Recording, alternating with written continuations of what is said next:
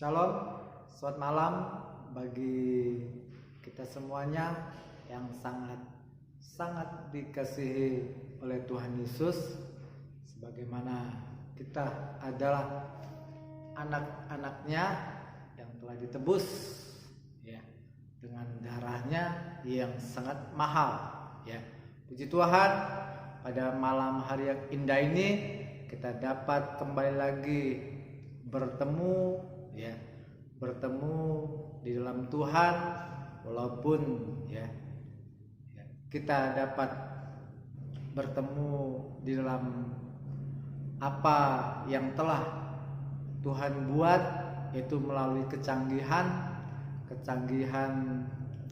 teknologi, sehingga walaupun kita berjauhan tapi terasa kita tetap dekat dekat selalu ya. Kita puji Tuhan, melalui pengetahuan yang semakin bertambah, itu tidak membatasi kita untuk kita terus belajar untuk terus kita saling melengkapi, berbagi satu dengan yang lain ya.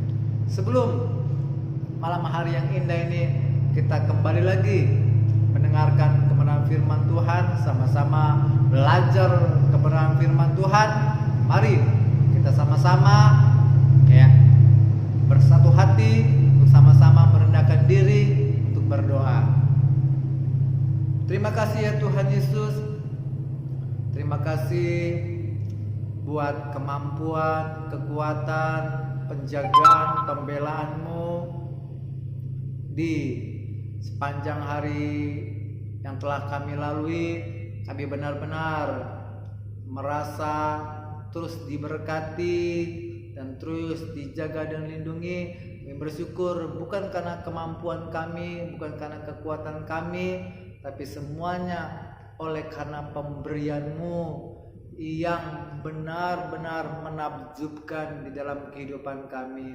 Sebagaimana sampai detik ini kami masih tetap kuat, kami masih tetap dapat mau belajar kebenaran firman-Mu. Kami tahu ini adalah pemberian-Mu, dan kami terus mau perjuangkan apa yang Tuhan telah berikan dalam kehidupan kami, karena kami tahu lebih banyak lagi Tuhan akan berikan, percayakan di dalam perjalanan kehidupan kami ini Tuhan. Kami tahu situasi sedang semakin mencekam, situasi sedang tidak bersahabat, tapi ketika kami mengandalkan Engkau, ketika kami percaya firman-Mu berkuasa, kami akan percaya firman-Mu dapat menyelamatkan jiwa kami Tuhan. Kami serahkan kehidupan kami buka piring-piring rohani kami, terutama kami buka tanah hati kami yang paling subur untuk Tuhan memberkati, menanamkan benih-benih, bibit-bibit yang unggul, sehingga ini bertumbuh dan terus bertumbuh dan berbuah Tuhan. Kami akan percaya semuanya hanya untuk kemuliaan nama Tuhan Yesus saja. Terpujilah nama-Mu, terpujilah nama-Mu Tuhan. Hamba-Mu sendiri yang akan menyampaikan. Tolong Tuhan urapi, supaya dapat berkata-kata dengan penuh hikmat, dengan penuh pengetahuan Tuhan. Kami akan memulai semua pembelajaran ini Tuhan. Kami mulai semuanya ini dengan penuh ucapan syukur di dalam nama Tuhan Yesus Kristus. Haleluya. Amin. Salam bagi kita semuanya. Puji Tuhan. Haleluya. Kita akan terus melanjutkan topik utama kita adalah Yesus Juru Selamatku. Yesus adalah seorang ahli dalam menyelamatkan kita semuanya. Mari kita buka dalam 1 Tesalonika pasal yang ketiga. 1 Tesalonika pasal yang ketiga ayat yang 10. 1 1 Tesalonika pasal yang ketiga ayat yang ke-10. Di sini saya membacakan, siang malam kami berdoa sungguh-sungguh supaya kita bertemu muka dengan muka dan menambahkan apa yang masih kurang dalam imanmu. Di sini dengan jelas bahwa Paulus benar-benar bersungguh-sungguh dalam berdoa. Bersungguh-sungguh dalam berdoa. Ya. Dia pengen sekali bertemu muka dengan muka. Ya. Dia pengen sekali bertemu dengan sahabat-sahabatnya, ya, dengan anak-anak rohaninya, dengan cucu-cucu rohaninya. Ya, dia benar-benar menahan kerinduan yang besar ini karena dia tahu dalam perjalanan anak-anak rohaninya akan menghadapi berbagai tantangan, berbagai rintangan. Ya. Karena itu melalui pertemuan muka dengan muka, melalui pertemuan ini sehingga seorang anak akan dapat mengeluarkan apa yang dia pikirkan, mengeluarkan apa yang jadi permasalahan dalam kehidupannya, sehingga ketika datang orang tua rohani, maka mereka akan menanyakan solusi, menanyakan jawaban, menanyakan sesuatu yang penting yang harus mereka lakukan. Paulus mengerti apa yang mereka harus perhadapkan ketika mereka mengikuti Yesus. Dan di sini bukan hanya Paulus hanya datang hanya untuk kangen-kangenan saja, tetapi dia tahu tujuan ketika dia datang bertatap muka, yaitu tujuannya adalah dia rindu menambahkan apa yang masih kurang pada iman jemaat-jemaatnya, anak-anak Tuhan yang ada di Tesalonika. Karena itu Paulus bersungguh-sungguh berdoa supaya apa? Supaya Tuhan memberikan kesempatan kepada Paulus sehingga Paulus bisa bertemu kembali kepada mereka. Pertama, yang kedua, mengapa Paulus harus berdoa bersungguh-sungguh? Supaya apa? Supaya ketika dia memohon dan bertanya kepada Tuhan,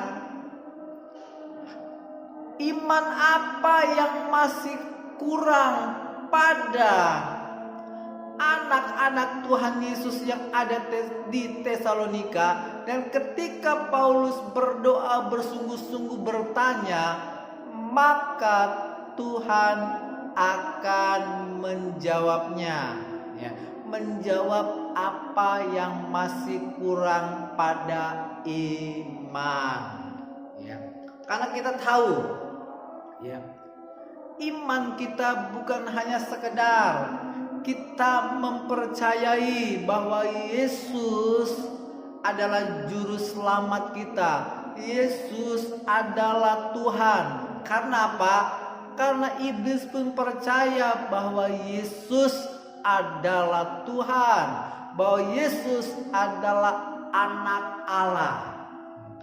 Maka daripada itu, ya, di sini dengan jelas, ya, Paulus rindu menambahkan iman yang ada pada anak-anak Tuhan yang ada di Tesalonika, sehingga dia bukan hanya cukup mempercayai Yesus adalah Tuhan, cukup mempercayai Yesus adalah juru selamat, ya, tetapi Paulus benar-benar rindu, ya, dan sangat rindu supaya iman mereka ditambahkan, ya.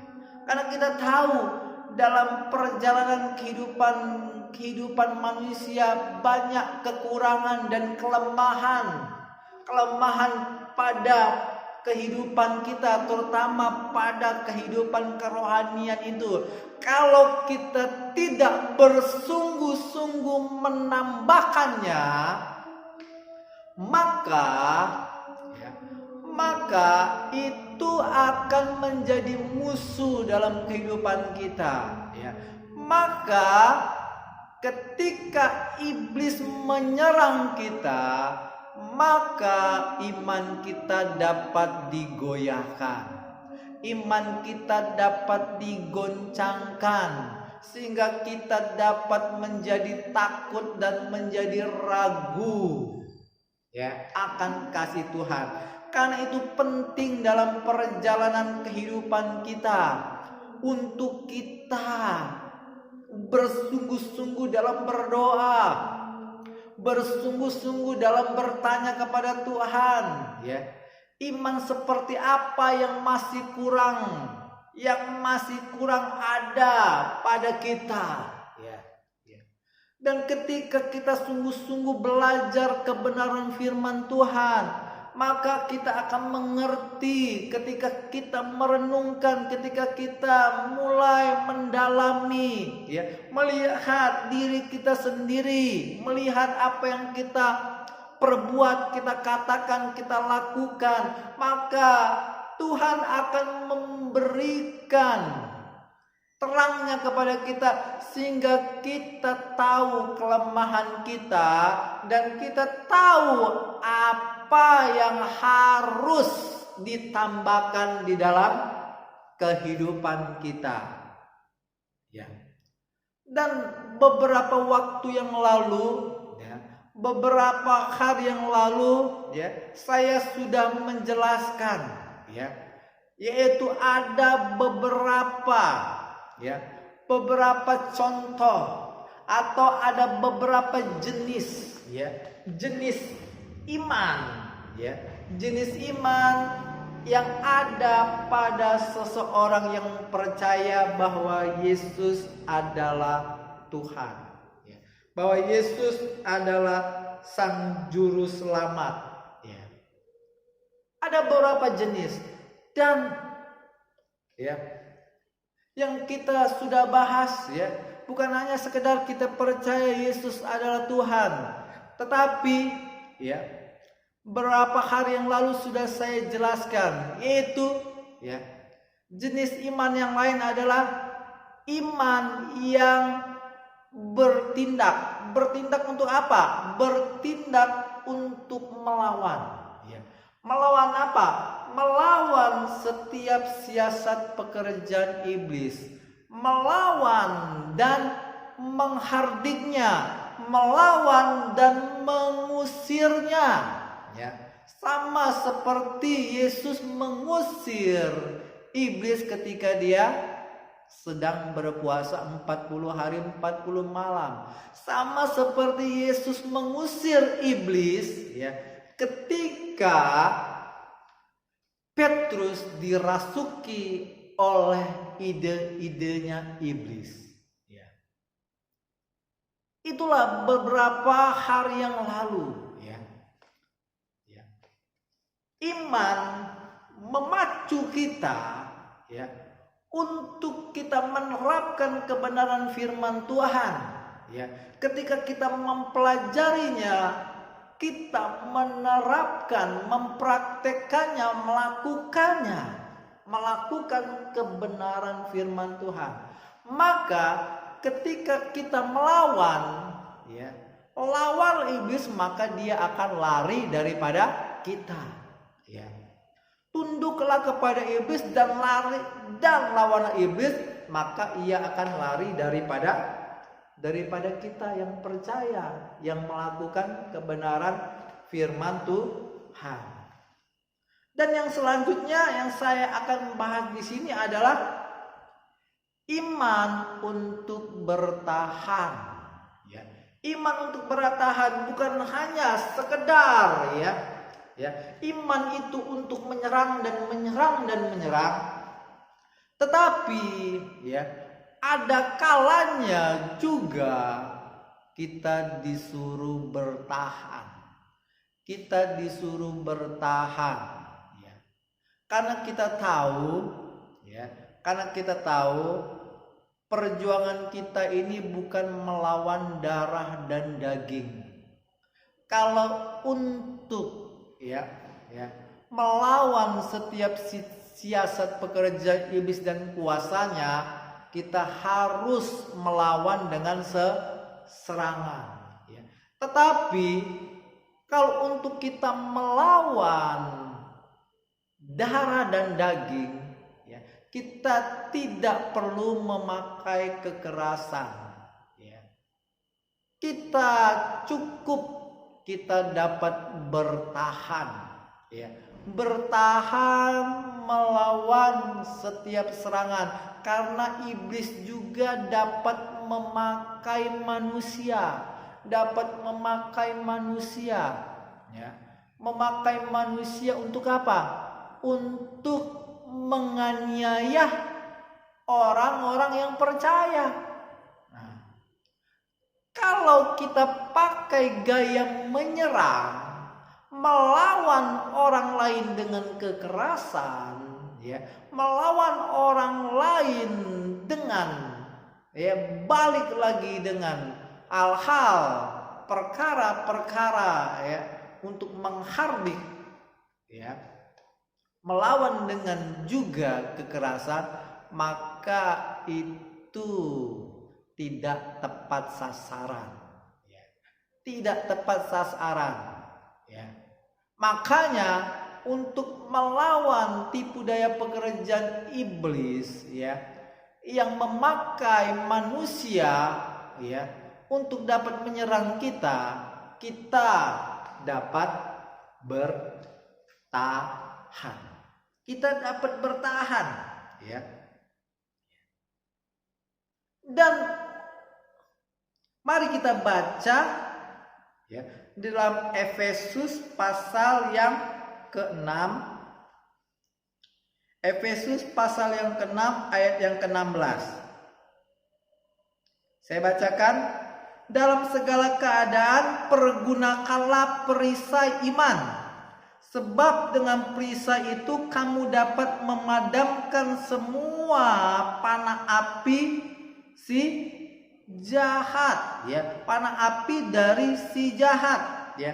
Dalam segala keadaan kita harus pergunakan perisai iman. Berarti iman ini digambarkan seperti perisai. Perisai yang dapat membentengi kita ketika kita diserang oleh tipu daya pekerjaan iblis, diserang dengan memakai sarana manusia untuk menyerang kita.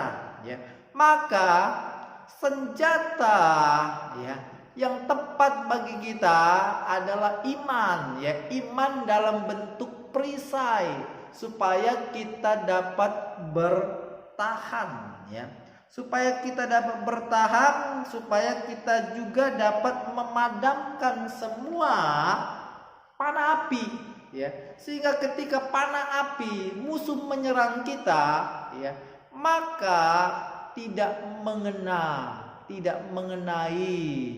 mengenai kehidupan kita. Itulah penting. Iman di sini digambarkan seperti perisai dalam kehidupan itu. Dan kita tahu ya, yang kita pelajari, iman adalah dasar dari segala sesuatu yang kita harapkan ya, yaitu segala sesuatu yang kita inginkan dalam pikiran ini ya, dan dalam hati ini adalah hanya Yesus saja. Dan ketika ya, yang kita pikirkan kebenaran firman Tuhan, yang kita pikirkan perkara-perkara yang di atas ya, maka itu akan membentuk menjadi sebuah perisai dalam kehidupan kita. Ketika kita pikirkan, ketika kita renungkan ya, ketika itu kita simpan dalam hati dan kita katakan itu, maka itu akan menjadi perisai dalam kehidupan kita. Ketika kita diserang ya, maka itu akan menjadi perisai. Dan apapun cara iblis untuk menyerang kita, maka iman kita tidak digoncangkan. Tidak digoncangkan ya. Tidak digoncangkan ya. Dan ketika cara iblis ya untuk menggoyangkan iman kita dengan cara penderitaan, maka perisai ini harus kita gunakan. Mari kita baca dalam Roma pasal yang ke-8.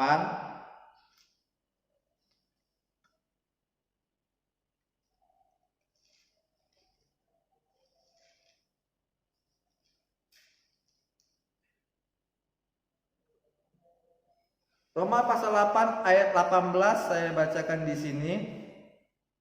Sebab aku yakin bahwa penderitaan zaman sekarang ini tidak dapat dibandingkan dengan kemuliaan yang akan dinyatakan kepada kita.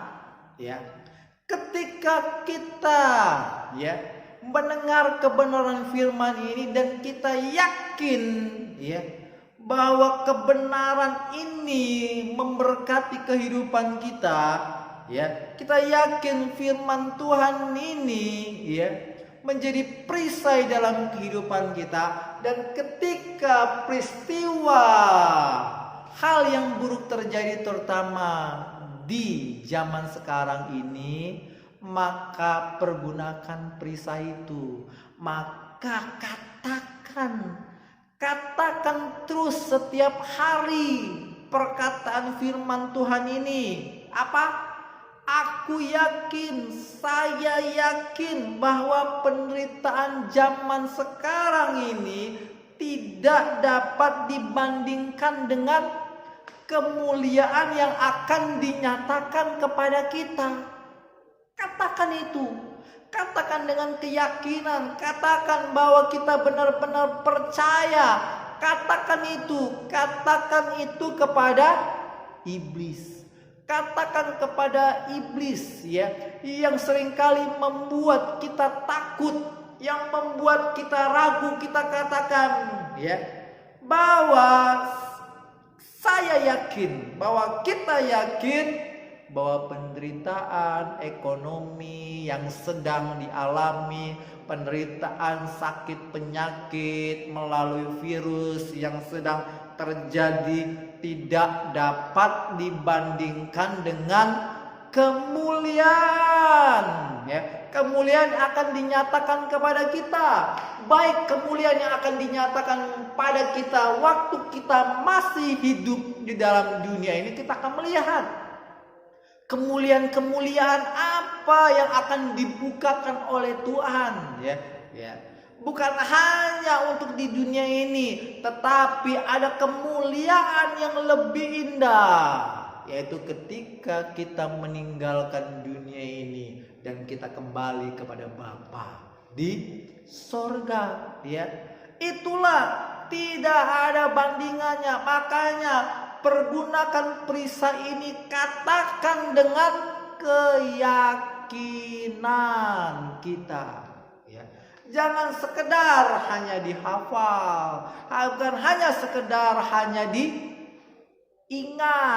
ya, bukan hanya sekedar hanya dibaca, tetapi digunakan perisai ini, ya, diucapkan, dikatakan dengan keyakinan, ya, ya, sehingga ketika kita diserang dan diserang itu tidak dapat menembus, ya, menembus pikiran dan hati kita, ya, karena kita yakin, ya, karena kita yakin.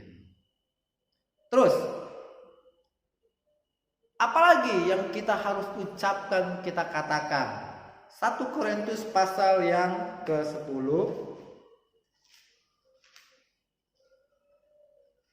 1 Korintus pasal yang ke-10 ayat ke-13 saya baca. Pencobaan-pencobaan yang kamu alami ialah pencobaan-pencobaan biasa yang tidak melebihi kekuatan manusia, sebab Allah setia dan karena itu Ia tidak membiarkan kamu dicobai melampaui kekuatanmu. Pada waktu kamu dicoba, Ia akan memberikan kamu jalan keluar sehingga kamu dapat menanggungnya. Ya. Ini yang kita harus katakan, ya. Saya yakin bahwa pencobaan apa yang sedang terjadi melalui virus corona ini, ya, dan apapun yang dilakukan oleh iblis untuk mencobai kita harus yakin bahwa, ya, semuanya itu tidak melebihi kekuatan kita, ya, tidak melebihi kekuatan kita, ya, karena Tuhan tahu kita tidak sanggup. Karena itu Dia akan memberikan kepada kita jalan keluar. Jalan keluarnya apa? Jalan keluarnya yaitu Dia berikan kita kekuatan. Beri kekuatan yang baru, beri semangat yang baru, ya. Beri solusi jalan keluar apa yang harus dihadapi, ya. Apapun itu Tuhan akan memberikannya, ya. Memberikan jalan keluar, ya. Sehingga, ya, melalui, ya, orang-orang percaya, sehingga orang-orang percaya dapat menemukan untuk membasmi virus corona. Ada penemuan yang baru, ya. Ada kekuatan ilahi, ada penghiburan ilahi yang dikerjakan oleh kuasa Tuhan, ya. Sehingga kita dapat menanggung semuanya ini. Tuhan tidak akan membiarkan kita jatuh tergeletak, ya.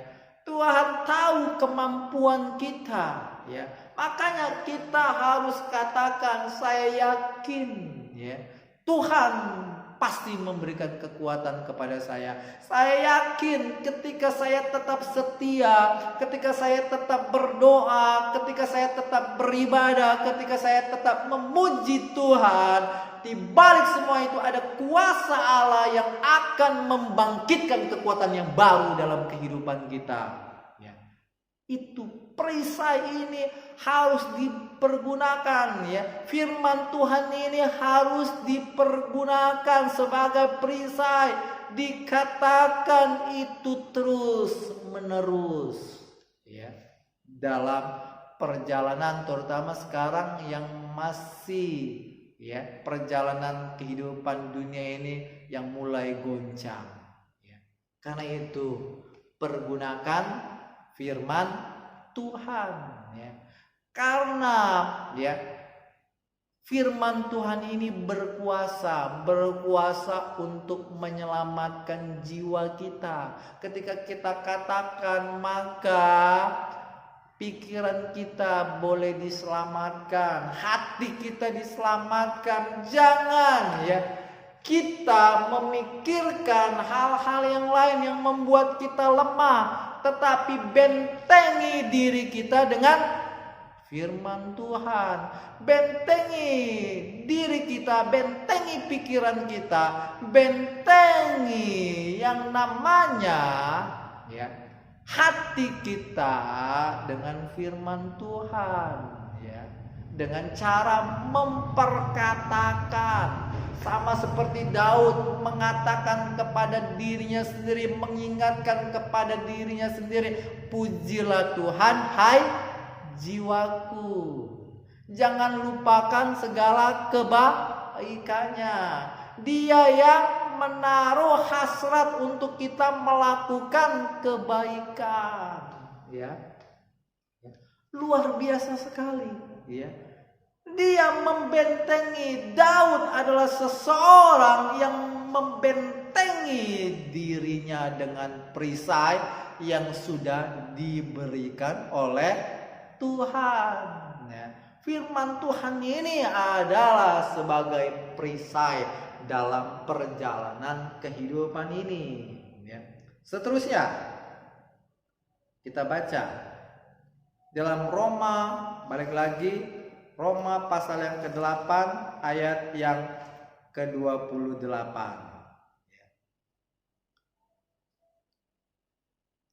Saya bacakan, kita tahu sekarang bahwa Allah turut bekerja dalam segala sesuatu untuk mendatangkan kebaikan bagi mereka yang mengasihi Dia, yaitu bagi mereka yang terpanggil sesuai dengan rencana Allah ya. Berarti apa di sini? Kita harus katakan dalam perjalanan kehidupan kita bahwa Allah selalu turut bekerja ya dalam segala sesuatu ya. Sesuatunya apa? Sesuatu sekarang ya, yaitu ya mengenai ya COVID-19 ini ya. Dan ketika ini terjadi bukanlah di luar kehendaknya ya. Sesuatu yang terjadi ya ada maksud Tuhan, dan maksud Tuhan hanya satu, maksudnya untuk mendatangkan kebaikan bagi kita. Tetapi maksud dan tujuan dari si iblis untuk mendatangkan kehancuran. Dia ingin mencuri iman kita, membunuh iman kita, dan membinasakan iman kita. Tetapi apa yang dikerjakan Tuhan berbeda. Kita harus memperkatakan firman Tuhan ini, bahwa dalam segala sesuatu termasuk tentang keadaan zaman ini, kita harus yakin pasti akan mendatangkan kebaikan bagi kita ya. Akan mendatangkan kebaikan ya. Saya yakin dan percaya, saya yang mengasihi Tuhan, saya yakin percaya saya akan melihat pembelaan Tuhan ya. Apapun yang terjadi, saya tetap mengasihi Tuhan ya. Dan ketika itu kita katakan, maka peristiwa yang buruk yang sedang terjadi Tuhan dapat balikan menjadi peristiwa yang mengagumkan, yang tidak bisa dilupakan seumur hidup. Sama seperti pengalaman Sadrak, Mesak, dan Abednego ya. Ketika peristiwa yang mengerikan harus terjadi, dia harus dimasukkan ke dalam dapur api yang 7 kali lipat panasnya, karena dia tidak mau menyembah tidak mau menyembah patung yang telah dibuat Maka ketika dia tetap bertahan pada imannya, tetap dia berkata bahwa Tuhan pasti sanggup membela saya. Tetapi kalau Tuhan tidak membela, tidak melepaskan dirinya dari dapur perapian, maka Sadrak, Mesak, Abednego tetap tidak akan menyembah patung ini. Maka apa? Maka ada kebaikan terjadi. Maka ada mukjizat Tuhan yang besar terjadi. Mukjizat yang tidak dapat dilupakan seumur hidupnya melalui perjalanan Sadrak, Mesak dan Abednego. Dan ini menjadi cerita yang menjadi kebanggaan untuk diceritakan oleh Sadrak, Mesak dan Abednego, diceritakan kepada banyak orang termasuk anak-anaknya dan cucu-cucunya, dan sampai hari ini cerita ini terus diceritakan. Dan ketika Sadrak, Mesak, Abednego mendengar setiap cerita ini, ya, ketika dia ada di Taman Firdaus mendengar setiap cerita-cerita ini, ya, dia selalu mengingat, wow, betapa luar biasa perjalanan. Dia dapat kembali lagi, bukan hanya mengingat, tetapi dia bangga dengan perjalanan kehidupannya. Seperti itu, ya. Dan dia benar-benar menikmati, ya, menikmati kebaikan Tuhan, rencana kebaikannya, karena dia tahu dia dipanggil bukan untuk, ya, memuaskan segala keinginan dirinya sendiri, tetapi dia terpanggil untuk memuaskan keinginan Tuhan. Dan ketika dia menyadari bahwa panggilan Sadrak, Mesak dan Abednego adalah memuaskan keinginan Tuhan, hanya untuk dapat fokus kepada Tuhan, maka dia dapat melihat bahwa kebaikan Tuhan masih dinyatakan. Dan kalaupun tetap, ya, Tuhan, ya, tetap harus memanggil Sadrak, Mesak dan Abednego, ya, kepada kematian, dan dia pun tahu itu yang terbaik, berarti dia harus, ya, ditempatkan di tempat yang sudah disediakan Tuhan, yaitu di Taman Firdaus. Itulah tempat pertama bagi orang-orang yang mengalami kematian ketika mempertahankan imannya, ya. Dan dia tahu itulah tempat yang terbaik untuk sementara bagi mereka yang telah meninggal, ya. Mereka bangga, ya. Mereka bangga bahwa, ya, mereka menyadari bahwa mati adalah keuntungan, dan hidup adalah memberi buah, ya. Itu yang kita harus katakan dalam perjalanan kehidupan kita, ya. Mati adalah sebuah keuntungan ketika saya tetap bertahan di dalam Tuhan. Dan hidup adalah sebuah hal yang besar untuk dapat memberi buah kepada banyak orang yang Tuhan sudah percayai dalam perjalanan kehidupan kita, ya. Inilah beberapa hal yang mesti kita harus, ya, katakan dengan penuh keyakinan. Baik kita katakan kepada iblis, baik kita katakan kepada diri sendiri, hai pujilah Tuhan hai jiwaku. Dan kita juga katakan kepada Tuhan, saya yakin Tuhan sangat mengasihi saya, ya. Walaupun saya tidak mengerti jalan-jalan Tuhan, walaupun saya tidak tahu apa maksud yang sebenarnya yang akan terjadi sesudah ini, ya, sesudah saya tetap bertahan. Tetapi ketika kita katakan kepada Tuhan bahwa saya yakin Tuhan mengasihi saya dan saya mengasihi Tuhan, ya, maka ini menjadi perisai, ya.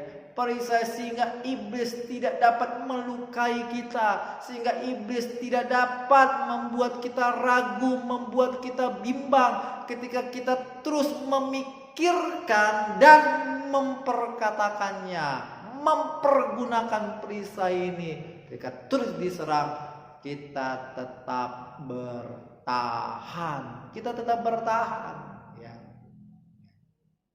Inilah, ya, kebenaran firman Tuhan, ya, di malam hari yang indah ini. Bukan sekedar iman itu untuk menyerang, tetapi iman juga untuk bertahan melawan setiap serangan-serangan, ya. Kalau kita dikatain orang, tidak membalas dengan caci maki, tidak dibalas dengan caci maki, tapi kita tetap bertahan, ya, menerima segala, ya, apapun, ya, omongan orang, ya, mulai kita dikatai, tetapi kita tidak membalas, ya, semua kejahatan itu. Malaikat pun, ya, tidak menggunakan kata-kata yang kotor untuk menyerang si iblis, ya. Demikian pun juga dengan kita, ya. Kita harus membentengi diri kita. Ketika mulai ada hal yang pahit, ya, mulai ada orang yang menyerang kita, ya, tetap kita katakan bahwa dia tidak tahu apa yang dia perbuat. Terus kita katakan bahwa satu saat dia pasti berubah. Dan kita yakin dan percaya, ya, baik melalui kita, melalui cara Tuhan, pasti Tuhan sanggup mengubahkan orang yang terus menyakiti kehidupan kita. Makanya pergunakan